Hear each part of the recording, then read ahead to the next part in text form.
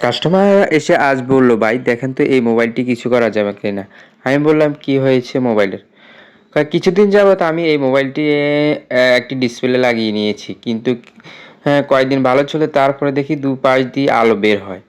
আমি দেখি এদিকে দেন, আমি চেক করে দেখি আসলেই তো দুপাশ দিয়ে যখন আলো বের হয়।